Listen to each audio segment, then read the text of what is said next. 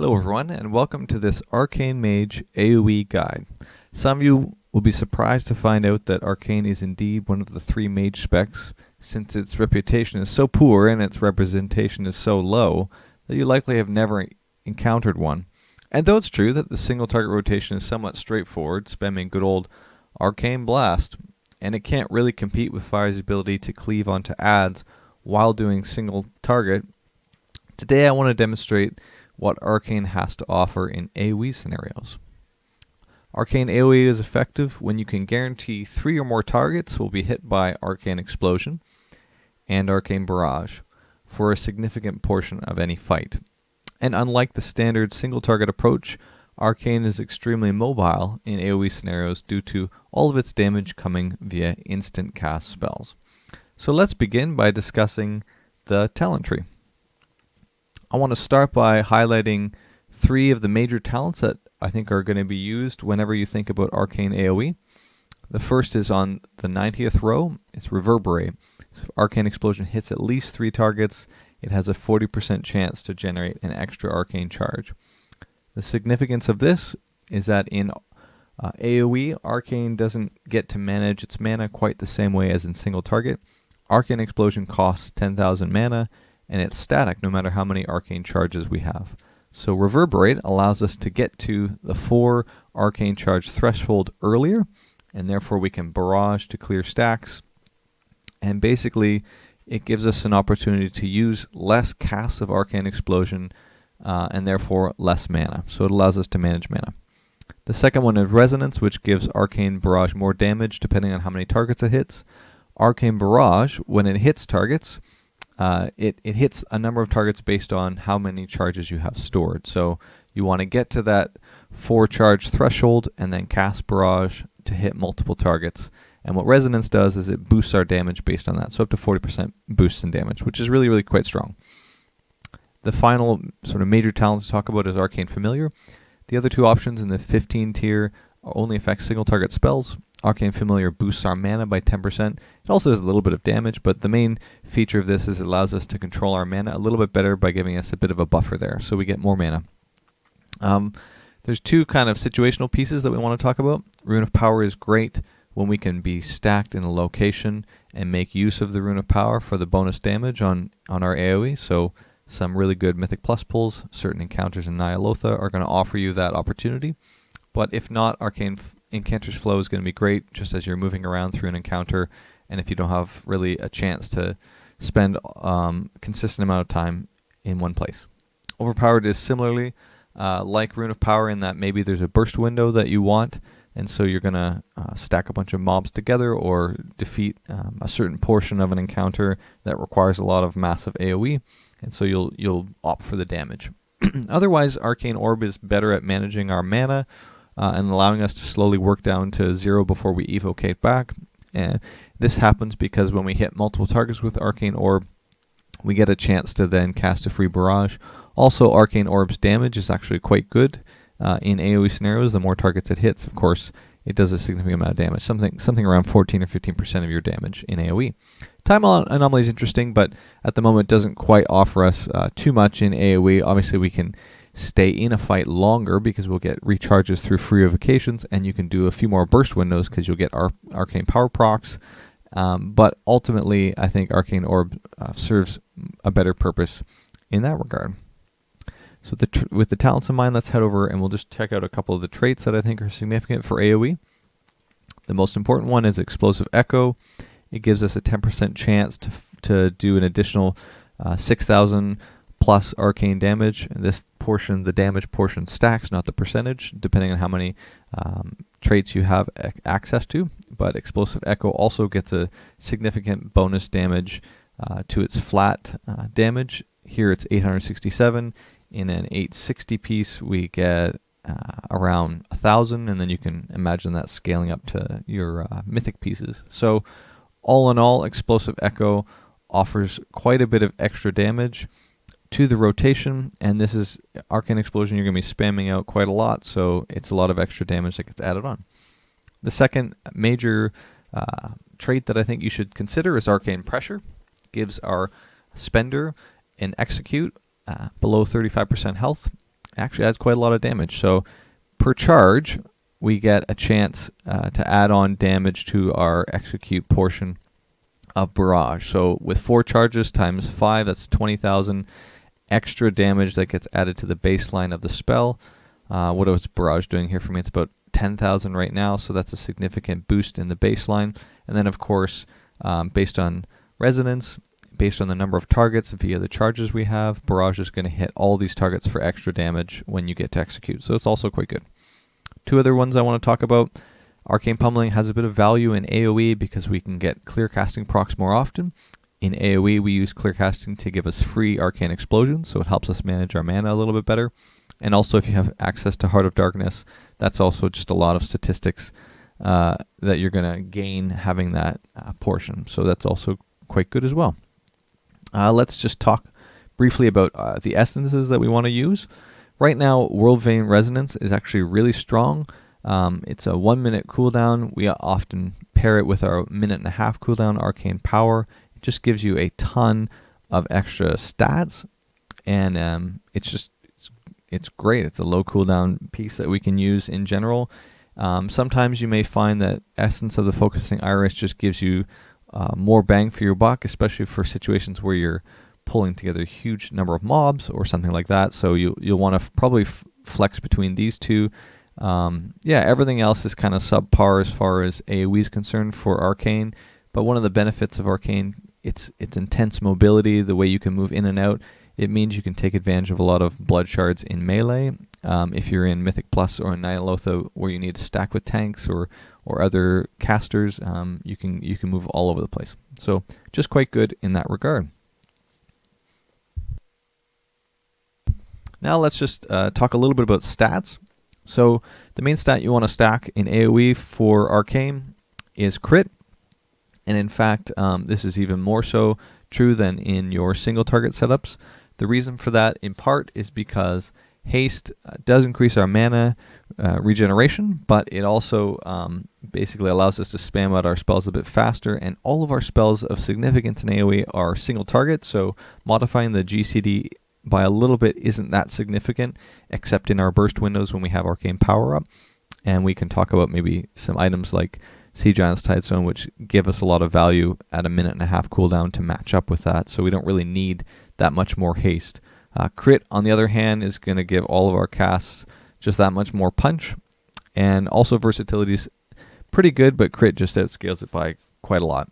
Mastery we don't get as much value with, though it's not horrible in AoE because we are going to be spending with our Barrage, but it doesn't really get boosted quite the same way as Arcane Blast does by our Mastery, so it's kind of a mediocre stat as well. Corruption gear that you want to stack, really I would suggest tier 3 only procs if you can. Everything else isn't quite worth it.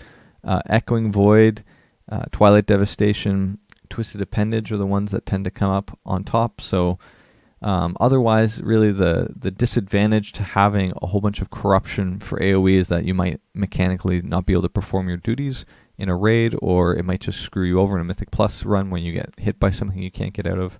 Otherwise, you just want to have like really good eye level pieces with a lot of crit or stats, that kind of thing.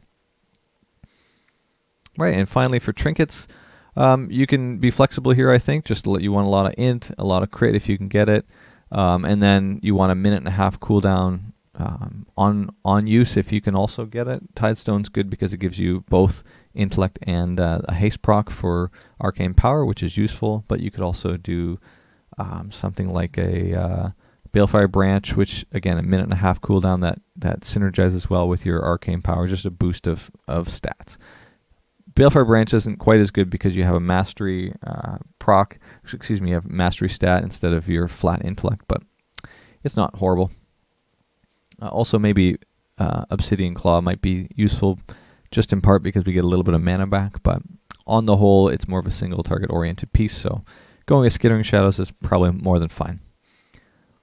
Right, so that's our stats, corruption, gear, aim for crit. Let's talk just a little bit about the UI. So you can see here I have outside of combat 2 things that I'm tracking. On the left I'm tracking my percentage of mana. On the right I'm tracking my arcane charges. Just for all arcane mages, as you cast your filler spells like Arcane Explosion or Arcane Blast, you build up charges. You can see me building it up here.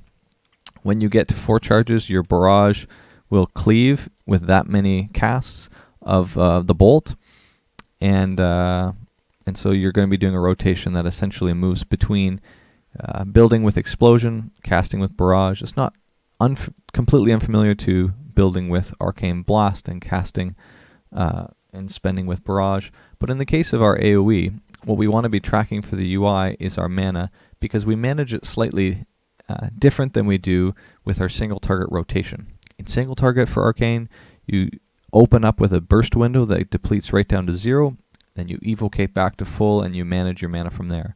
In AoE, we tend to want to burst in the window with a lot of explosions while we have Arcane Power up, but then slowly whittle our way down to 0 before evocating. So you might have 20 seconds left of your Arcane Power when you finally evocate back to 100, and then you're managing your mana from there. And part of the reason for that is Explosion costs too much mana to spam out, whereas Arcane Blast costs a lot when you have 4 charges, but costs almost nothing when you don't have 4 charges. So you can afford to cast 3 or 4 Arcane Blasts and then spend with your Barrage.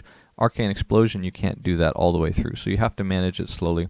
And that's what the UI is designed to do, designed to track for you what's going on with your mana and what's going on with the charges. Again, due to our talents, sometimes when we cast Arcane Explosion, it's going to give us multiple charges, so we just want to track that and monitor it and spend our barrages. The other major piece that I think you should probably track when you're thinking about Arcane AoE, let's just get in combat with the tank dummy so we stay in and you can see it, is Arcane Explosion's range. So it has a range of 10, and I have it marked here. I'm at range 9, so I give myself a bit of leeway. But you can see here, targeting this creature, I can still hit it all the way over here from this range. That's actually quite far away, and I want to just emphasize for people who don't know much about Arcane that there's a huge radius with which you can hit things with Arcane Explosion, and that's actually a part of what makes the spec interesting, not just in Mythic Plus, but also in raids. There's probably some encounters we haven't really thought through of, oh, can I actually hit 3 targets here with my Arcane Explosion? It's quite a big radius. So I would suggest in your UI setup, track your range 10 on your target, find the furthest target away that you're going to be targeting in the mob, and just go from there. Finally, a kind of minor piece for our UI that we're going to track is displacement. More useful to track this in single target since movement is really significant for that rotation. You see this little purple bubble here. When I press my displacement button, I go back to it and gain my charge back of blink. This is pretty useful if you need to get out for mechanic and come straight back to a position. So think about tracking that as well in addition to your normal cooldowns. Positioning. So there are 2 things I want to touch on for positioning. Again, you're really open and free with your AoE in Arcane, so you should feel free to move all over the place. But the main thing you want to think about, again, is your range 10 that I just mentioned for your positioning. And the second thing that you want to think about is Barrage. I'll come over here to explain. Barrage is a cone ability, which means if you have your back to a mob, it will not fire at that mob, even though you're doing AoE with your explosion.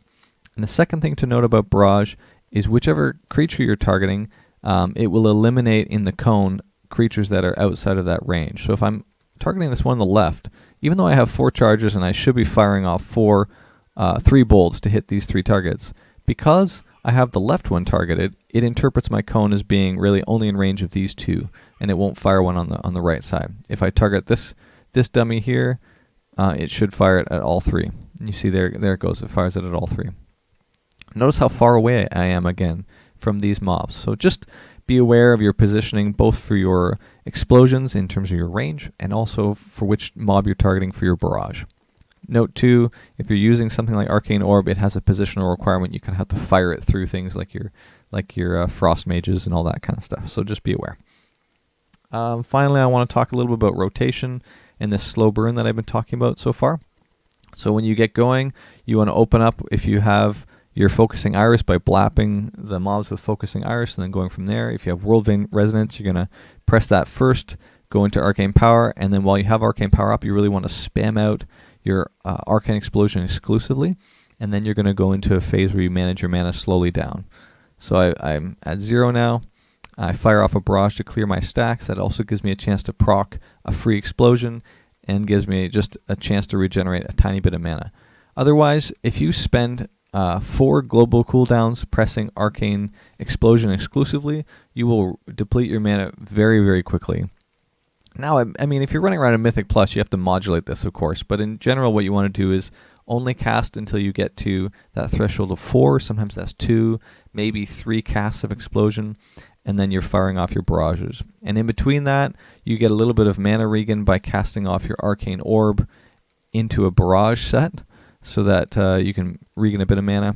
And anyways, you're working your way down slowly to get to 0, really grind it right down to the bottom before you evocate, and then build yourself back up in preparation for another burn phase. But notice, in a single target setting, I would have gone all the way down, evocated, come back up, and then spent some time up here around 70% mana, just casting and replenishing. In our AoE scenario, it just costs too much mana to spam it out quite like that. So just be aware that you're going to have to slowly burn your way down, unlike in a single target scenario where you have an opportunity to go down and back up very quickly and then just wait. All right, so just some concluding thoughts. For those who are unaware of Arcane Mage and some of the things that it can do in AoE, I just wanted to make a quick video to give you a sense of maybe the power that it has. It actually has an insane amount of sustained AoE damage, and it has great mobility. So in Mythic Plus, it offers a lot. It can deal with mechanics fairly well and come back and do damage. If you have the right corruption traits, you're in melee a lot, so you can take advantage of Echoing Void, Twilight Devastation, that sort of thing. And it's really actually quite a fun spec and very, very different from the single target version. So if you haven't had a chance to try it out, I would encourage you, give it a shot, and then maybe surprise your friends, and they'll just ask you, what is that spec? Is that Arcane Mage? What is it doing in here? How are you doing that much damage? This is crazy. Anyways, you can surprise them. Thanks for watching, and I hope you guys have a great day. Take care.